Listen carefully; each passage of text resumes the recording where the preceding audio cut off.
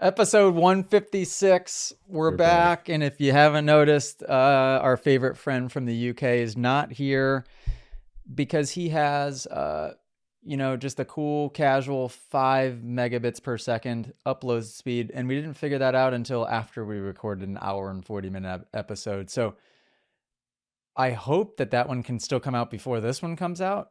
Yeah. I don't know how that's going to happen just yet, but he's might have found a solution to it. So he said he's going to try again today with somebody who actually has modern upload speeds. So fingers crossed all goes out and that episode drops fingers crossed tomorrow. Okay. Yeah. That is the nature of recording these podcasts remotely, is that, I honestly, Dave and I have had very, very good luck with it. We've still had the hiccups along the way, but it's kind of like it's always something. Yep. As soon as you think you have it figured out, something randomly breaks that you have no idea how to fix, and there's no explanation as to why it broke in the first place. Or like you'll have something where like it's been smooth, and then like my SD card won't work or something. It's like, dude, what? That should not happen right now. And it's like no one's fault, but it just these things happen. EQ's laughing. It's unbelievable how it just is so always it is always something. So we've been on a pretty good roll. I think we were due for one. So yeah, Al, it's got that 5 Mbps, whatever the heck, upload speed, and it's painful. Yeah.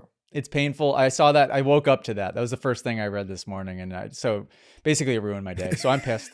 We're starting off episode 156, and I'm pissed because Al has horrible internet. And if you want to join me in being pissed off, you can join. You can get inside the Moto Academy app, and in fact, not only can you be pissed off with me online, but you could also win a trip to my hometown. October 7th, we're picking a winner. We're going to fly in one lucky person from inside the app. You can win from anywhere in the world. All expenses paid to fly into my hometown, ride my home single track. We've worked in a beautiful loop. We talked about it, I think, a little bit the last podcast. Enjoy my resort of a backyard, enjoy the hot tub, go to the spa, do some meditation. We're going to go to the Foundry. That's sick. Which is like a Michelin rated. I mean, it's like a very, very, very, very good restaurant. So we'll go hit the all AJ's old haunts, and where AJ first had his first wheelie on a bicycle, had his first kiss. Was just all the AJ's first. We're gonna hit every single milestone location like that, and you guys are gonna go right down memory lane with me. October 7th, live in the app is how you can do that. Also, we're on tour. Gosh darn it, we're on tour. We're going to where are we going? We're going to Sweeney Cycle Ranch in Colorado on the 25th of September. Coach Mitchell's going to Moto 101 in Fradden in the UK. So Coach Mitchell's first time stopping there. By the time this comes out, those are going to be either sold out or very, very close to it. So if you want to go to Fradden or Moto 101, which are September 26th and September 28th, sign up now. Do not wait. Because and shout out, by the way, our UK people are dedicated and they're hardcore. So thank you guys for always filling those classes up so quickly. Sick. South Fork both of the, so we've done now Moto 101 in the UK. We've hit Landrake. We've done Fradden, but not a class yet, but I've ridden Fradden. And then I've done, I've been there 2 or 3 times and I can't remember it. Heath, and I think a Heath bar every time. Flackwell Heath. Flackwell Heath, got it, remembered it. Really, really fun tracks, great people. And what's interesting about the UK, I don't know if we've talked about this on this podcast before, but people do not drive any significant distance. Yes. So when you go 2 hours, you weren't getting any overlap. Where if you went 2 hours here and you went to Winchester as opposed to Southwick, you're going to get kind of the same crowd.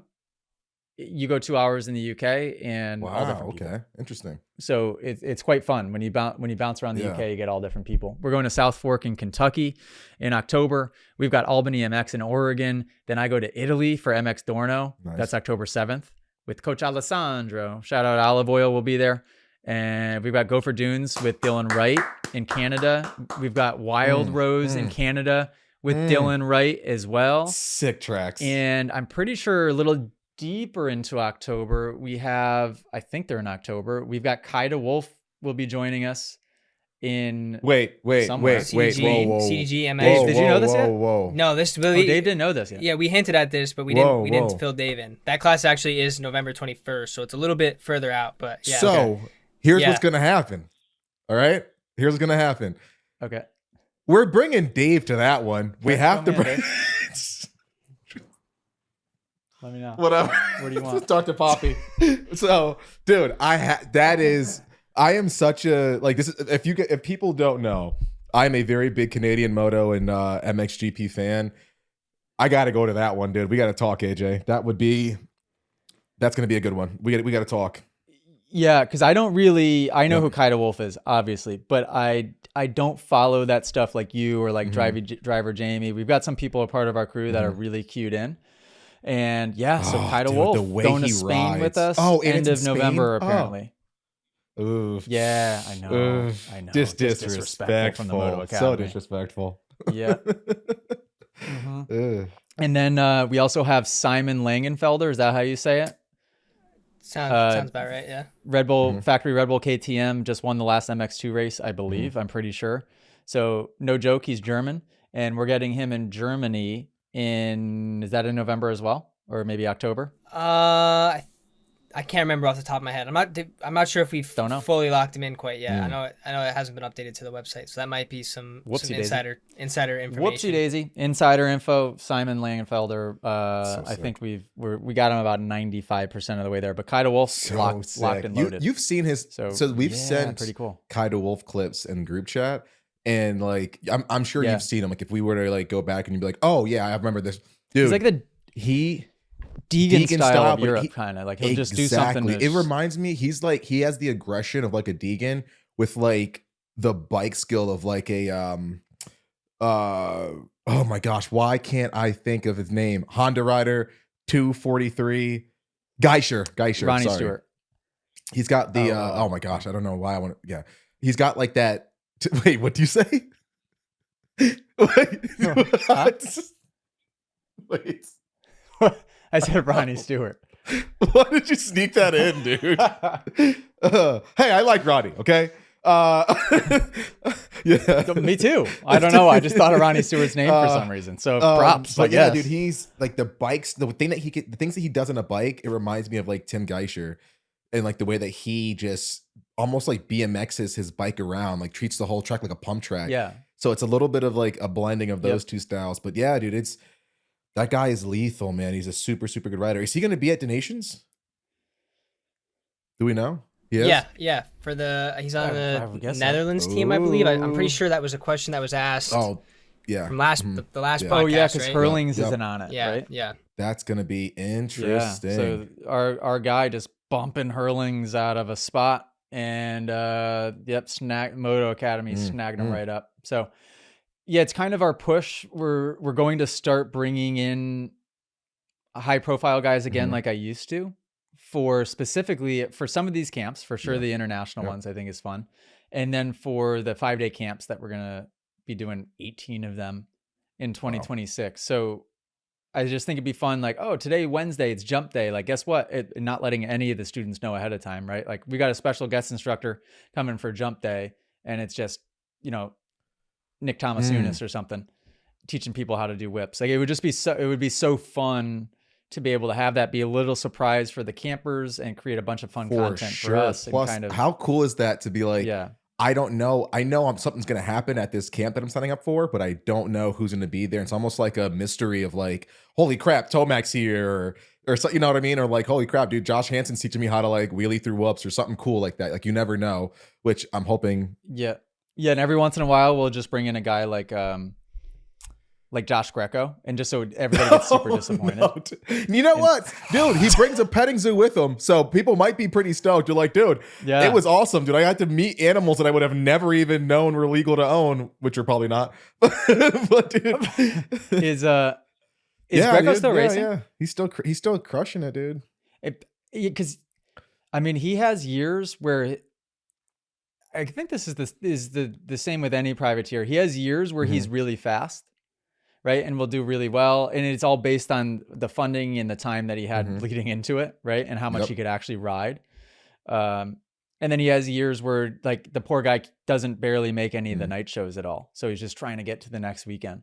But I'm pretty sure that if it was this year or the year before, it was one of his better seasons. Like he was knocking on the door of main events again. Yeah, dude. Yeah, he looked a lot more comfortable this year. But yeah, I think that goes for so many privateers, and yourself included, AJ, where if you guys just get like, it's not even asking for like 5 or 6 weeks ahead of like pre A1 or pre whatever the first race of the East Coast is, depending on coast or classes. If you guys just get like 5 or 6 weeks of just solid training in, it doesn't take much, to like bring you to like that level of I'm ready, I feel fit, I feel comfortable on the bike, I feel confident. Yeah, it's literally all it takes. But it's so difficult when you're a privateer because you've got life priorities, and you're still trying to figure out who's going to sponsor me for this year, what races can I come to, what can I commit to, do I have a reliable vehicle, who am I going to have bring my bikes places, just all of this stuff. It's so much to focus on that it kind of distracts you from the actual reason why you're even going racing in the first place, to do well. So yeah, or riding for a sub-tier team and you don't get to ride the race bike until race day. Like there's so many crazy factors that people forget about that play into where a privateer guy would stack up. I remember being so confusing because I think that for the most part, the top 10 guys in 450, let's say, sort of know, right? Like they must sort of know. There's always question mark coming into A1, like where do I stand? But you sort of have a general sense. The privateer switch up would be so all over the place. I mean, you'd have Politelli. I could think of so many names. Entic-Nap. I could rattle off 20 names where every year you didn't know how good they were going to be because it completely, there were so many variables that like, wow, this guy is flying this year. Like, where did that come from? And then the next year he's horrible. And it's like, he didn't get slower. He just, either maybe he was hurt or all the variables we just talked about. I was definitely one of those guys where that was probably super annoying. 1 year like for it. making every single main event, and then the next year just like rolling around and letting people go off the start. Dude, there's some years where I was like, do we have the same rider? Where we switch? But no, and what's crazy is every year the sport's speed progresses. So like where that like I'm on the bubble, I'm 39th, 38th, 40th, and I'm making the night shows. That threshold for what it takes to get there goes up every single year. So like you can't show up with the same speed you did last year. And the guys that can continuously improve not only meet that minimum, we'll call that the minimum standard, right? Like everyone wants to make a night show, right? Not only that actually meet it and we're able to progress a little bit, but it even then take chunks out of the progression even more. And now they're 35th, now they're 30th, now they're 27th. And I'm thinking of like a Cade Clayson. Cade, every year, dude, is improving. Not only is he keeping up with the speed inflation, we'll call, but he's also like improving on what he did in previous years. So that's why I give those guys so much credit. And like you said, Entic-Naps are doing the same thing. And hey, our boy Rodney Stewart, like you said, Van Martin. The names go on and on and on and on. All these guys that were continuously progressing, and that's why you got to give them so much credit. Oh yeah, and it's because it's so hard, because a lot of times too you're proven otherwise. Like based on, like you just said, the speed inflation. That's kind of a good way to put it. Or you could have one season where there's 15 guys that are hurt, and the next year it seems like everybody's healthy. And so we talked about in the live stream in the Moto Academy last night, but Austin Bott was saying how he went from whatever the heck class he was doing before to now he's like riding an A pro class in the enduro. And so if you're basing it solely on your idea of success is just the result, just the finish in the race or what place you qualified, it can get really, really discouraging. And that was part of my journey, was I didn't think I was progressing because I was only tracking myself with the lag measures, so to speak. Like, so I was only looking at the end result and going, oh, well, I got, 11th, and last year I got 8th. So this is bad. When even though if I had just looked at the lead measures and what did I do on the way to the race, what did I do at the race, how did I improve? I was actually improving in every way. I just didn't recognize it. So my motivation was riding completely on that. And I wonder if a lot of privateers had the same problem in that, yeah, not only do they lack the resources a little bit, but they're also lacking just the straight up motivation, because it just feels like they're taking one step forward and 2 steps back. For me, that was definitely the problem. Tough to deal with. Very, very difficult. Yeah, you gotta get your head screwed on straight, and that's hard because especially when you've had your whole life so this episode dictated off of results. Like it seriously, like I mean, think about even, and not even like in a mean way, but like even I'm thinking back to when we were like teenagers hanging out at Moto Town, and you're like, oh, who's that guy? And like, if he's not in B and doing something, you're like, oh, don't even think about, you know what I mean? But like, oh, who's that guy? Oh, he actually did really good last weekend. He got like 3rd in our class or something. And like, just putting so much value on people based off of results. Yeah. Just subconsciously being programmed to worry about everybody but you. I'm just doing that, sitting around while I'm in my scarf reading my Scarlet Letter book for class. And dude, you remember that when I got like, I think it was you and like a gang of people. I don't remember the names, but I had like a book report due. This is completely side tangent. So I'm reading like this super like romantic like like novel that I didn't want to read, but I'm like between motos, just like I had a scarf on because it was cold and I'm just reading whatever.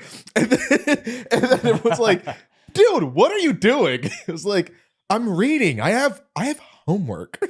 Dude, like it was so and then got berated for that one. And Dave wonders why he got bullied at Moto Town.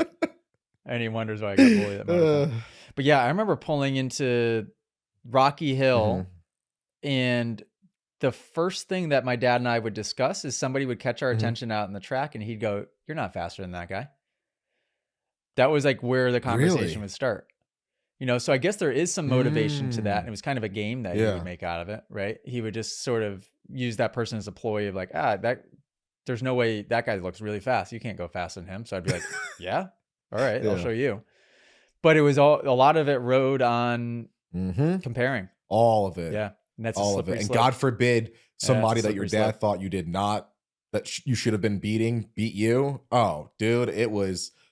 I thought you would have thought I was like an abandoned child, dude. When if a kid beat me, that Tony was like, you need to be 10 spots ahead of him, and I had like a bad race or something, or focus was off one race, dude.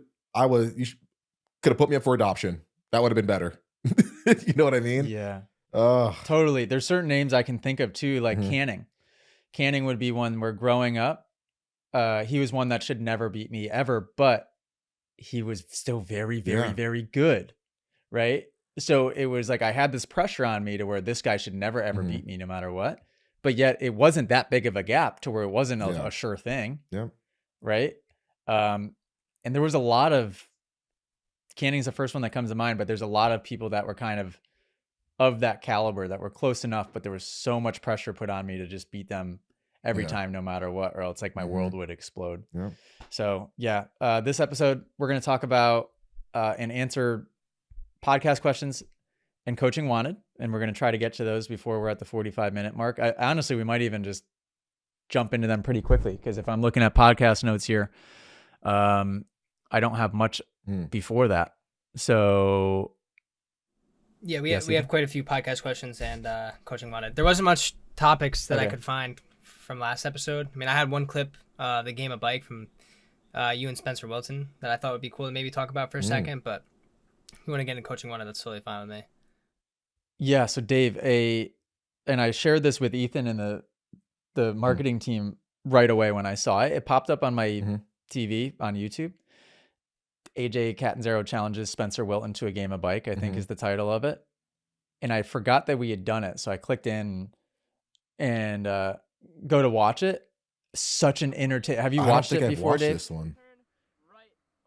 You gotta go back and see it. This is an Instagram clip that was just posted today from it. But we're on a borrowed, a demo bike from a local dealership. So shout out to that dealership. I cannot remember the name of it. Oh, okay. Dude, flawlessly. Yeah. And so, but the funny dynamic was that, okay, we're on this bike.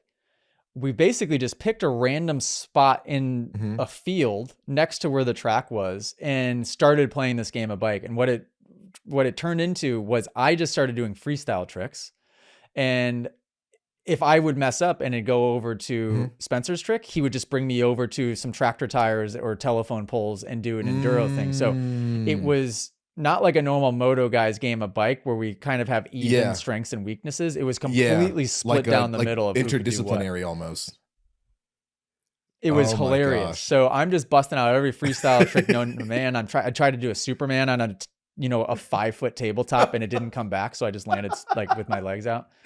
And then you had Spenser trying all of the things that I was doing. I was trying all the things Spenser, like it was quite entertaining.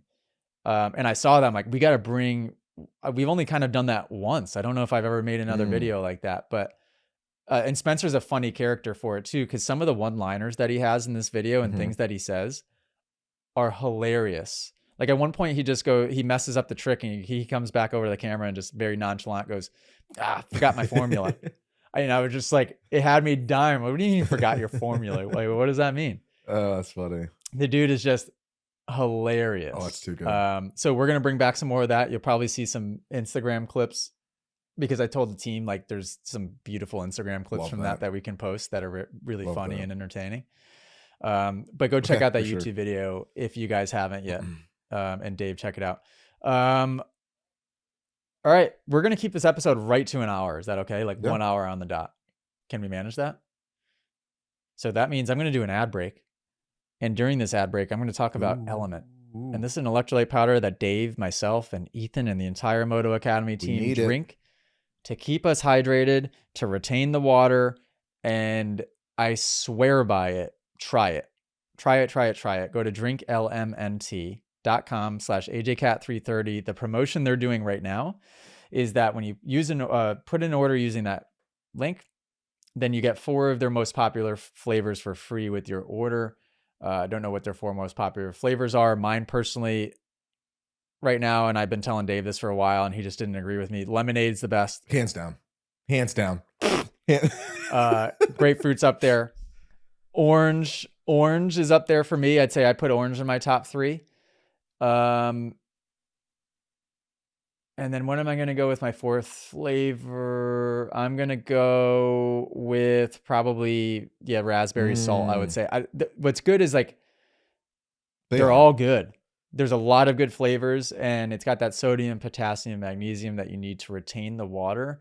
If you don't drink an electrolyte powder currently and you work out in any form, if you go to the gym, if you go running, if you cycle, if you mountain bike, if you ride a dirt bike and you sweat, you need to have an electrolyte powder. You don't go to the store and buy a Gatorade or a Powerade, or some of these might say no sugar, but then you read the label on the back and the label's, an 1.5 inches deep of just words that you've never heard of before.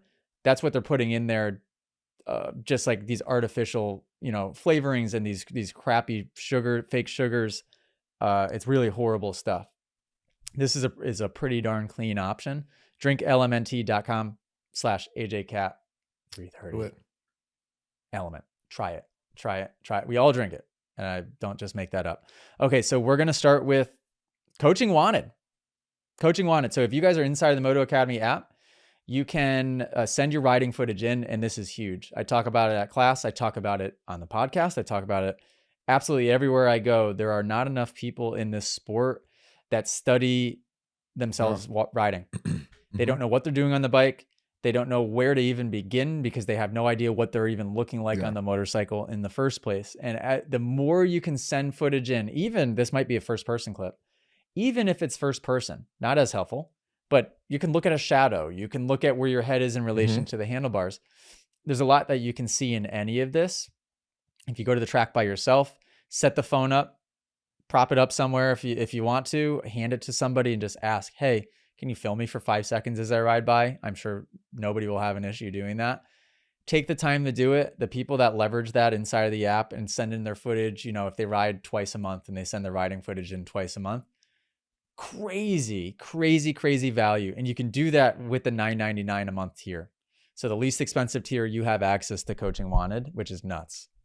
So Ethan, if you want to read, because it's just far enough away to where I can see the video, but I can't see the name or the text.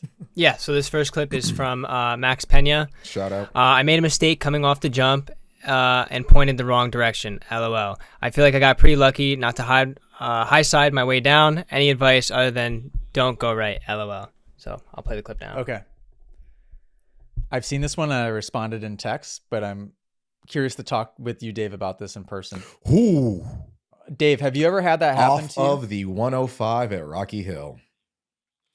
Wow, that's a scary jump. Oh no, yeah, I was terrified. I don't want you to think that I was macho. And what, did you crash? No, I stayed up. Stay up. But yeah, that one was tricky because like you have to carry so much speed coming around the corner, and if you did not set yourself up where you either like square up the corner or kind of whip a little bit in the air, you were going off the side of the track and you're landing from like 30, 40 feet up. So yeah, your boy went down the super soft side and I had to stop and left side, and I had to like, oh my God. Okay. You know, after that one, it was sketchy. It was a little sketchy, but I think the very similar thing happened to me that happened to Max here.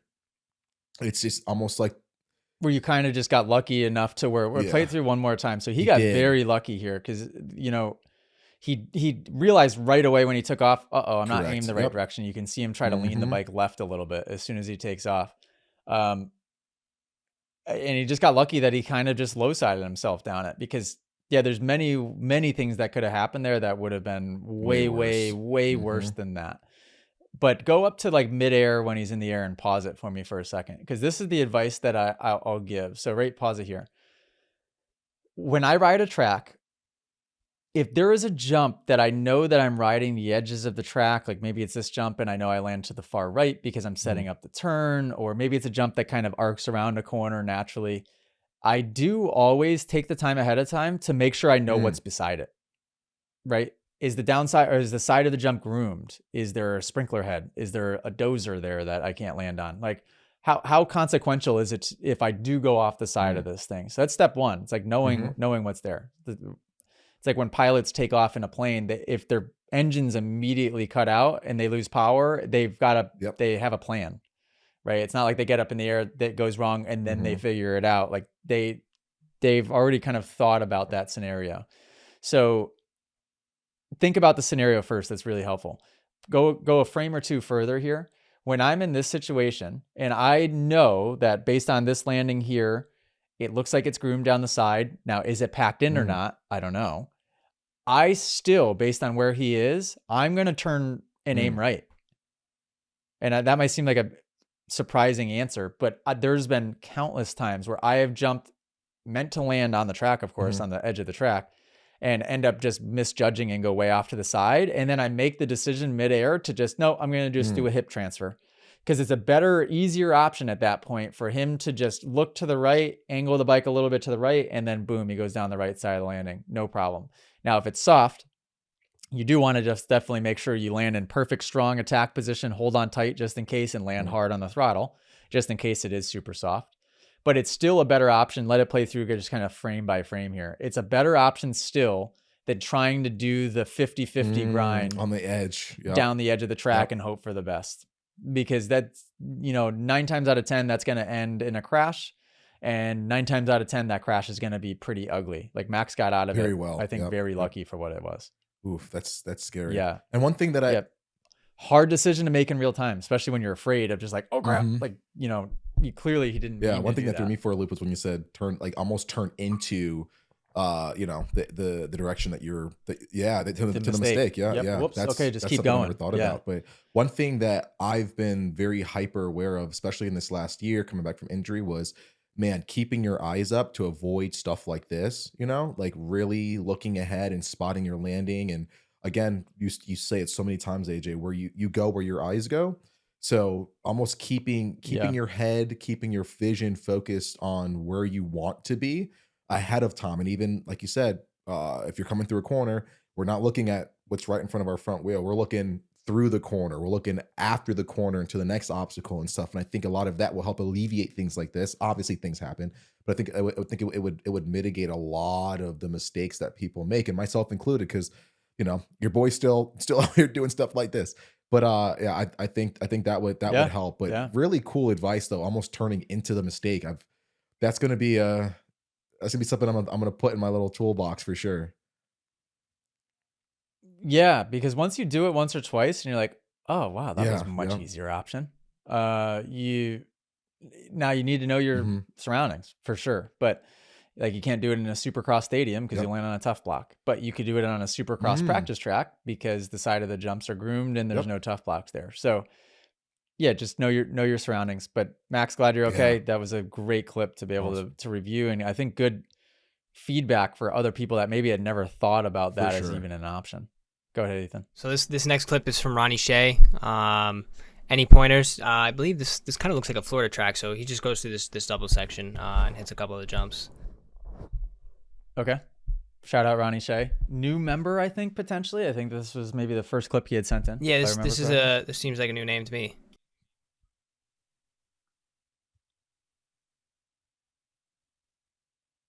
And Ethan, I'm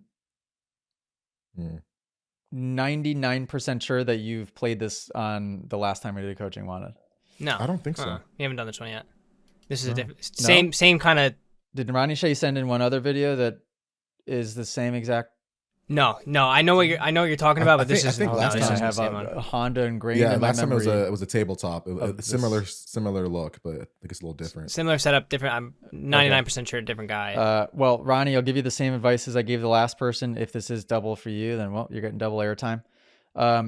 It seems like you're being smooth on the throttle. Your body movement isn't much, which is good. Your knees are too far forward, is the first thing that I see. So right about here, probably starts on the landing, like right here. So the solution is get the footwork in the right spot, balls of your feet, sink the heels down. Even on your landing, you should be strong with your ankles. You don't want to just let your ankles like snap down. But naturally, they are going to sink down a little bit below the foot pegs, and that will give your knees room to drive back. Once your knees drive back, then you can drive the butt back, and then you can get the hips in the right spot. So go frame by frame. So where I start to notice it right here, big time. So this is probably where it's the worst, actually. Going up to take off of the jump, and that's why your front end shoots high, believe it or not. So on a jump face like this, replay the takeoff a few times too, basically right where he is right there. So if you have too much weight to the front of the bike on the takeoff of a short and steep jump like this, you're going to compress the forks too much, and you're going to create a quick rebound effect of the forks, and it's going to send you front end high. So if you want to fly through the air like looking like Ronnie Mac, the best way to do it, believe it or not, is to get your weight forward on the takeoff of the jump. It's the opposite of what you would think, right? In a short, steep jump face like this, if Ronnie, is his name Ronnie too? Yeah, Ronnie Shea, right? Ronnie, if you were to lean all the way back on the jump face and bring your butt and your arms fully extended, then you're going to get that quick, aggressive compression rebound of the rear, and you're going to get tossed into an endo. Yep. Hopefully that makes sense. And instinctively, it's the opposite of what people think is going to happen. Thanks for sending that video in. Shout out Ronnie, new member. Shout out to those guys. Super cool that so many people are taking advantage of that, especially the new members. You know what I mean? Because usually it's like it takes them a while to get like comfortable in the past, but now I think whatever the team's been doing, man, really fostering that like new member integration and making them feel like family, where people are a lot more comfortable very quickly sharing like, hey, how do I look? How can I prove? That's really cool. Yeah, totally. And I think there's so many videos coming in now that's what's doing it. It's like a compounding effect. Now it makes it hard to keep up with, but I think everybody sees, what is this Coaching Wanted thing? And there's just video after video, and they just feel comfortable. It's cool because we've created a space, and I think somebody could join the app, and if they just spend an hour looking through the live chat and seeing all the questions that get asked, some of them are, pretty obvious noob type of questions, right? And just how many people respond so nice and so helpful, so kind, and just get the help they need, accurate, good help. I think that encourages people to just, okay, I'm safe. 1,000%. I'm safe here. It's not like, God forbid, if somebody were to post some of these videos on their social platform and ask what to do, you're just going to get a whole bunch of know-it-alls that maybe don't know what they're talking about. You're going to have people just busting your chops for no reason. Like, you're going to get typically way more negative than you are anything helpful whatsoever. For sure. Go ahead, Ethan. Yeah, so this next clip is from Patrick Kota, sorry if I pronounced your last name wrong. Hashtag CoachingWanted. My little man is going to be 5 in a month, and we have both been riding for 4 months, probably 5 to 6 hours a week. What can I do to make sure I'm teaching him the safest, best way possible? So quick little 13-second clip of our little guy ripping the PW. What can you do? What you can do is be in this app, which you are, and learn the safest, best riding technique possible for yourself, because your son will copy everything that you do. So you could preach it all day long, but I think the problem with parents is that isn't the common theme of, the parents bring their kid to my class and they say, I could tell little Johnny all day long what to do, but he doesn't want to listen to mom and dad. The kids won't want to listen. They will emulate and they'll do what you will do. So yeah, the best thing that you can be doing is riding with him, and make it your goal to make your technique the best it possibly can be. And then it will bleed over to him. Watch the videos in the app together, watch the races on TV together, ask him questions about what he's seeing and things that he's learning. Big step number 1 for him is, and he's doing it right here, is just getting comfortable standing in a good attack position and just standing. I mean, at that age, you don't even need to really learn a sitting position. Just stand all the time. Well, for sure. Yeah. Anything you would say, Dave? 100% that. And like, number 1, you hear us talk about mindset a lot too. And I think for when you're first starting out and you don't have a lot of these issues, whether it be riding technique or these bad habits of thought, I would say this is a perfect time to instill those, and not really dictate, how good a day is based off of like, oh, did I get this thing, or what was my result? It's a little bit about just like a little bit of improvement every day, and just being open to learning, being open to make mistakes and stuff like that. But literally what AJ said, the standing up at this stage is great. Anything you see that you can implement, maybe, I don't want to say too early, but the head up, the eyes looking ahead, the elbows, those 2 or 3 things that can help set the foundation. They'll never run into a bad habit because it'll be so ingrained. And I wish I kind of went that route was with my dad, instead of saying just go fast, like, hey, elbows back and stuff, because now I'm kind of unlearning and trying to get back to what it should look like. But the fact that you're riding with your son and you're out there trying to get the seat time and you care enough to ride in a safe and effective way, already ahead of the game. Yeah, man, it's crazy when you say certain things. It just makes me think to our time of like zero roadmap.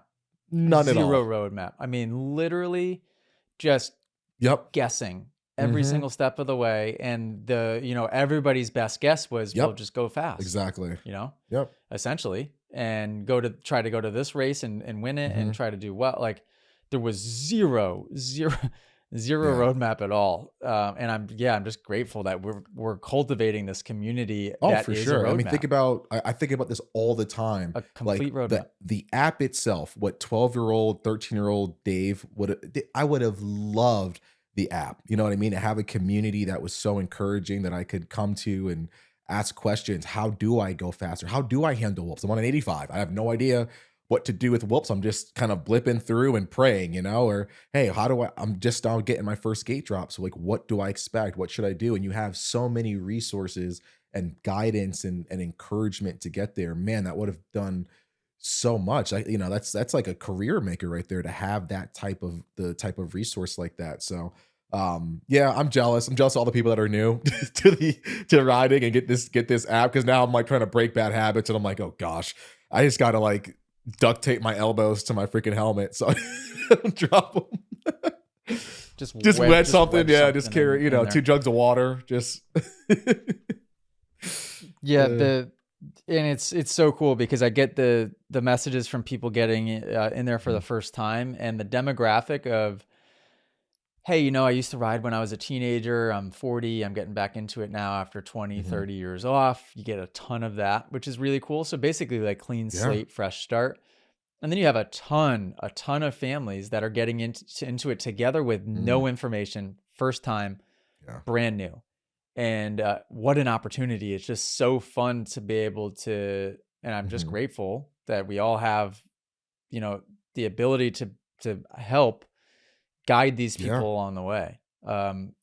yeah, it's really cool. And there's everybody's at different stages within the app too. So it's like, it's sort of like for example, in CoachingWanted, if you're in the app and you see a bunch of responses that are hashtag not a coach or hashtag not a coach yet, there's so many different, I don't even know what to call it, almost like levels to it of, those are people that are practicing for themselves of just responding to be able to recognize what others need to work on, because that will only help you and make you better in the long run when you get onto your bike. So that might be somebody using that hashtag not a coach, right?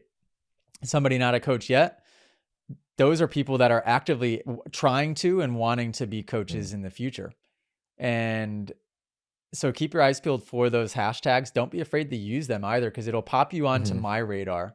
If you're using the not a coach yet hashtag, I'm going to be reading your comments with a close eye, and sometimes even, and I don't do this often, but sometimes even making little corrections or additions to your comment that can help you give better feedback to somebody else next time you go to do that. Yep. Pretty cool. But yeah, it's not just us helping, it's the community members helping each other, it's a beautiful thing. Go ahead, Ethan. Are we still doing Coaching Wanted, or are we going on to podcast questions? I say we go to podcast questions now, just because we're getting close to that hour mark. So I think with what I have, that should fill up the rest of the episode. Beautiful. Hashtag podcast questions. Same thing. This is for people. This is all app, or is this outside of that app? This is all app today. Okay, all app. So if you want to be featured and get your question answered, go to themotoacademy.com. Subscribe to any tier. Again, maybe we should restructure these tiers because there's too much value in the community tier, which is $9.99 a month. That's the least expensive one, but that's the one you need to get started in. So start there. The next one up is $19.99 a month. That's courses. So you get like 1,000+ hours of all different organized courses, which is really helpful for all levels. Insanely. And we're going to start adding more and more. So my plan with Cowie Ryan is he's going to start editing and adding more courses so we can drop them. Hopefully towards the end of this year, we can start dropping them on a monthly basis. For sure. I actually dipped in and watched the starts a couple weeks ago, just to I've done 1 million starts, but just to brush up and you learn something new every single time. So I 100% think that that's such a useful resource. And not only that, take that, put it into practice, and then use the hashtag CoachingWanted to really perfect it. Come on. Yep. Come on. Yeah, what a combination. Mm-hmm. Yeah. Go ahead, Ethan. Sweet. So first up, we have a question from Max Newman. I'm on a Super Mini right now, moving to big bikes soon. Should I go with a YZ 125 or a YZ 250 out? Brand is out of the question, by the way, so he's dead sold on a Yamaha, which I can respect. Okay. No other information. That is all we have.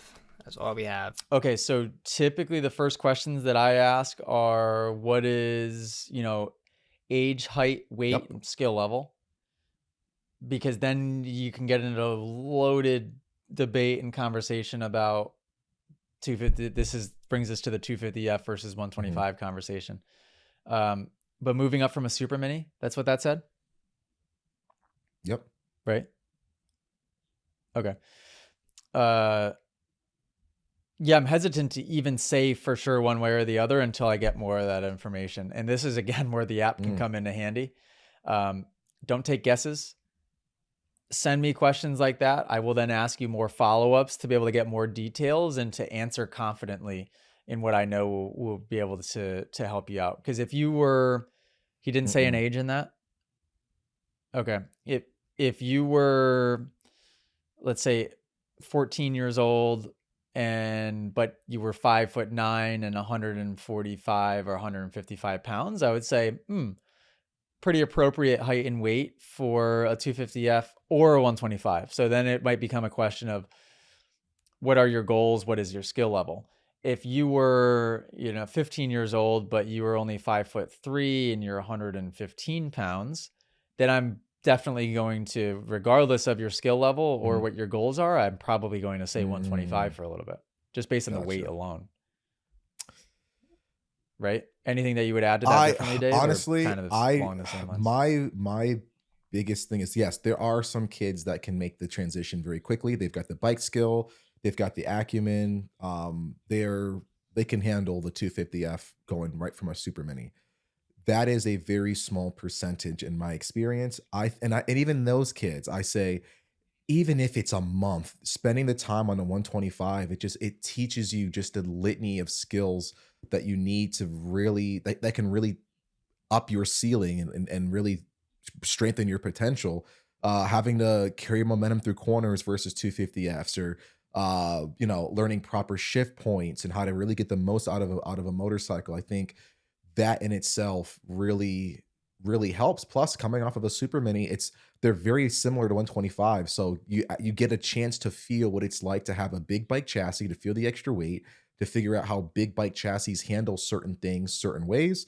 But you don't have a scary rip your arms off power over 250F, because that's a very big difference going from a super mini. Now, you've got a lot more of a broad power band now. So it's not just, well, my bike only screams when I'm on the pipe clutch and I can really get into it.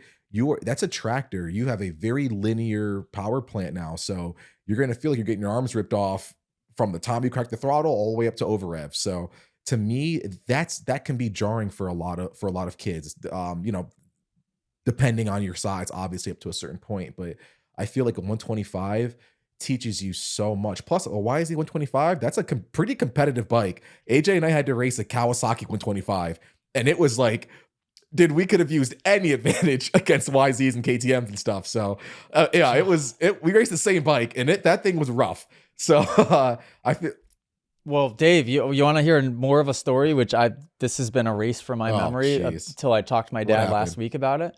Because I asked my dad, I'm like, hey, did the Dave Drake's 125? I'm like, did we only have that for a week? Like, does my memory serve me correctly? And I just raced it at Winchester for that one weekend, and then we got rid of it. And he goes, oh no, you raced it at Moto Town and got knocked out really bad, and crashed and got knocked out really bad. And I'm like, oh my God, that freaking bike. Yeah. And I remember this crash, but I forgot that of course I forgot, because it was like quite a bad concussion. It was when the layout, if you hit the tabletop right along the grandstands, right, like the finish line, turn left, there was a little setup jump coming out of that corner, like a little step up. And then I think it was before or after the Sweeper. 5-pack days. I think maybe it was just a tabletop big table there. Okay. Does that sound right? Years later, yeah. Okay. So something happened, and my memory is that I came up over the step up, and then my head got stuck to the crossbar pad.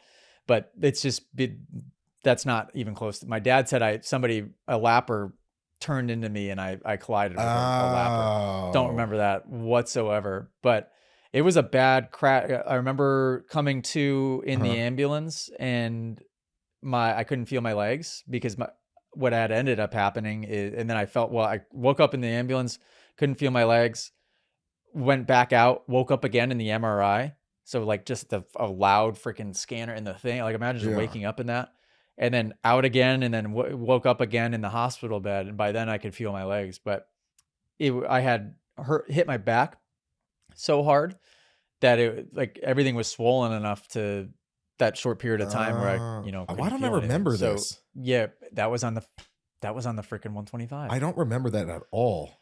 On the freaking 125. Yeah. So that was it definitely was cursed. But I think there's so much, even if it's like a month or two, there's just so much to be learned, Yep. I don't disagree. Ethan, next one. Next up, we got a question from Marco M. Once you have perfect technique when riding slowly, what is the process for becoming faster?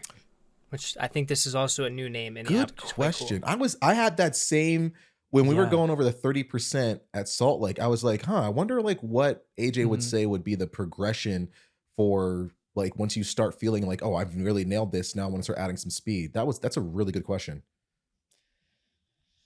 Yeah, really good. So, and the way that I explain this to people is that it's like a pendulum, in that when it's swinging one direction, you have to really stick to the 30%, stick to the textbook movements, over exaggerate the textbook movements. Like you should almost look questionably like stiff as a board, almost, right? Because you're just trying to over exaggerate all of the literal technique. when you get too far that direction, like Real GP, there's been many people within the app that have got that far to where I say, okay, now it's time. Let's swing it back the other way. Let's experiment. Put your foot out in a corner or two. What does that feel like? Charge into a couple corners a little bit faster. Just add a little bit of speed in small little spots. Don't just try to say, okay, I'm going to get 10 seconds lap faster and just go faster everywhere. Just little bursts of speed. And allow yourself to get a little sloppy. Allow yourself to have foot dabs every once in a while and to maybe be a little bit more sloppy than what you're used to. Then it's important for you to recognize when you're at wit's end on that end of the pendulum, and you should, swinging that way, gain a little bit of speed. Then you have to bring it back the other direction and go to really, really strict 30% speed technique work again. And you basically that's going to be your progression. So if you look at it as a graph instead of a pendulum, it's going to be little bits of progression, little bit of plateau, little bit of speed progression, little bit of plateau, and you'll forever be on that journey. That's sort of the way that I look at it. That's a unique way of looking at it. Yeah, it's.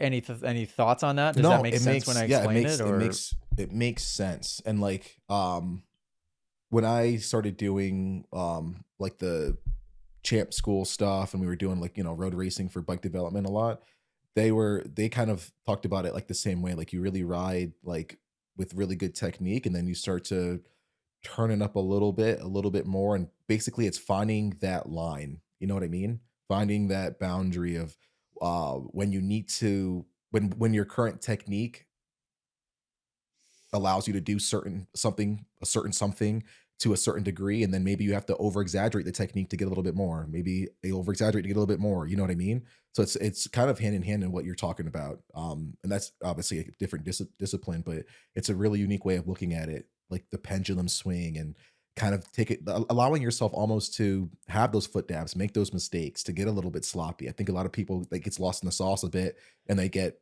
like you said, very stiff, very robotic, very statuesque when they're riding.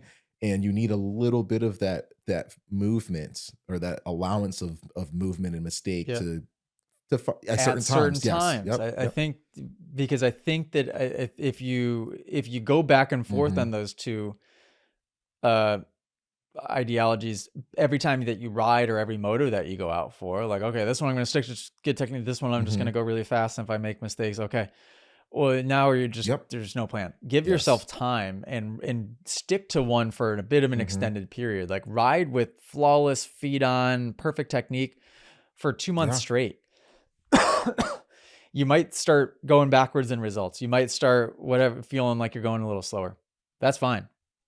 Your only goal at that point is to work on all the small little technique things, right? And then if you want to spend shorter periods trying to go fast, if you want to spend 2 weeks trying to add a little bit of speed to that and seeing what happens, then you can focus a little bit more on that.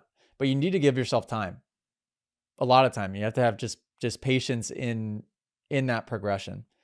A lot of people in this sport maybe attracts that type of personality, people kind of chasing the adrenaline and the dopamine of I want to get fast now, and that's a one-way ticket to the hospital. 100%. Honestly. So yeah, just have to go slow. Have patience. Great question though. Go ahead, Ethan. We're getting close to the end here, so I think this will be a good one to end it off on.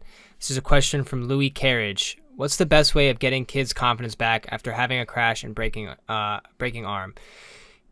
He just keeps looking over his shoulder to see if anyone's around. Also lost a lot of speed. This is a super common problem. Dave, anything come to mind for trying to rebuild that confidence after? I'm trying to bring myself back to when I was riding with AJ and broke my arm years and years ago. But one thing that really helped me was seat time. I know it's very obvious, but seat time without expectation. And I think AJ talked to me about this a little while ago, and I was like, hey, I just came off an injury again, the Achilles, and now I'm not where I used to be. And AJ's first thing was, and we recorded it, is I think you're setting yourself up for failure because you have this expectation in your mind of how fast you're supposed to go. And that's kind of at the detriment of your enjoyment on the motorcycle and progression. So I think seat time is definitely the start. It's the foundation. Getting comfortable just being on the bike again. You know, having things come at you at speed or having people around you, that seat time without expectation is very, very important. The next thing I would do is just to set small goals and celebrate those small goals. And I don't think people do enough of that, of like, hey, today we're just going to work up on stand-up drills and get you comfortable, standing up again. Or, hey, we're going to see if we can go 5 laps without looking over your shoulder. If we can do that, dude, that's going to be a huge win. Or, hey, let's try doing that one double jump that, we've done in the past. Let's see how that goes, and get that consistent. So those small little, almost like games, will really start to boost the confidence and really boost like, oh, I can do this, Then you put it all together and you start to enjoy yourself again. When you start enjoying yourself, you feel confident. When you feel confident, you feel comfortable. When you feel comfortable, you start, up in the speed a little bit. But that's how I would set it up. And I get this all the time, right? Because naturally riding dirt bikes, things can happen. And yeah, little guy breaking his arm, trying to come back from that. I would say for me, the advice would be to just get back on the horse, right? Get back on. It's okay to be afraid, and help walk him through those fears one at a time. So if it's a specific jump that's now stuck in his head, if it's now he's just going really slow down the straightaways because he's afraid of the braking bumps at the end of the straightaways, wherever those fears kind of are surfacing because of whatever caused the crash in the first place, or just residual subconscious leftover fears that weren't addressed, and just help ask him questions through that. Okay, what are you afraid of? All right, you're afraid of this. Why are you afraid of this? Just keep asking why. Keep asking why. And I think you'll be able to help him get to a point where he'll recognize that a lot of the times the fears aren't really grounded in anything other than a memory of the past. And if you just help him create a good, solid, easy, simple to understand game plan on what to do for this specific obstacle, you're just going to, like Dave said, it's like a game then. Then you just start checking one fear off the list, getting this jump, getting this straight away. And before you know it, within a day or two, that confidence is going to be right back. But yeah, I think overarching goal is get back on the horse and understand that it is completely okay and completely normal to be afraid. Then, okay, let's get to that next step and ask those questions and ask why and get to the bottom of it. That goes for anybody. I don't care if you're 5 years old or you're 55 years old. It is the same process that is going on in the brain. You have the fear because of a memory of something that happened in the past, and your brain is generalizing and telling you that this thing is dangerous because this thing happened to you in the past. Sometimes that can be helpful, right? But you really have to go back and look at, what did I do? What could I have done better? How could I have avoided that from happening? And that's it. And then you can almost discard the memory at that point once you've learned from it and taken that information from it. If you just let it linger there as sort of this fear that you haven't addressed yet, it turns into something much more bigger and irrational than it needs to be. For sure. And we've all been there too, where we've exaggerated something in our head when we came back and put a damper on getting back into it. So I am really excited to see how Millie and I and Allie deal with that with her as she grows and faces challenges and fears. I can't wait. I'm very excited to see how that happens. Like, I'm just excited for that because right now she's too young to where she's not afraid of anything still. But pretty soon she's going to start showing fear and being afraid of things. And I'm very excited to see how that plays out. Like, will my theories work? Am I just talking a bunch of crap over here and none of it actually works?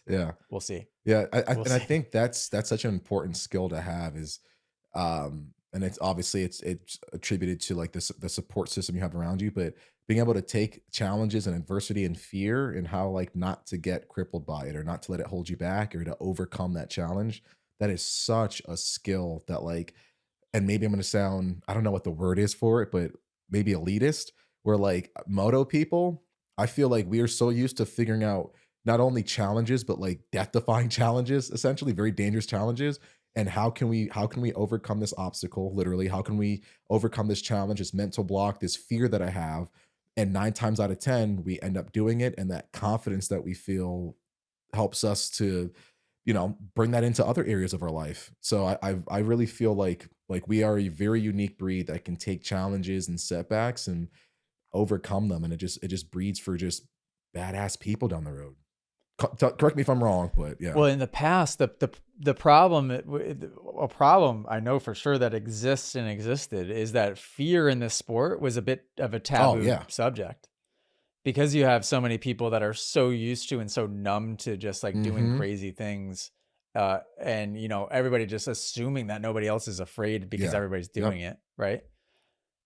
That I think that's a bit of a problem. And maybe that transcends Moto in general, right? I think that a lot of people aren't willing to take a look in the mirror and ask themselves the questions because they're afraid to get the answers. But yeah, the more you self-reflect, again, just like we were talking about the technique with the father trying to help his son on the dirt bike, the best thing that you can do is do that for yourself, and your child will start to see the way that you behave, the way that you're open-minded, the way that you ask questions. If you're a person that asks a ton of questions, your kid's going to be a person that asks a lot of questions. And if you ask the right type of questions, then you're going to get the answers that you're searching for. So yeah, that's cool. Look at us, hour and 3 minutes.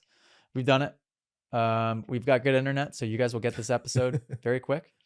Episode 156. Thanks, Ethan, for the shout out EQ, dude. Producing. Shout out EQ. Thanks, Dave. EQ is just the man. Man, yeah, we've got this down to a science. Episode 156. Thanks, guys. Toodles.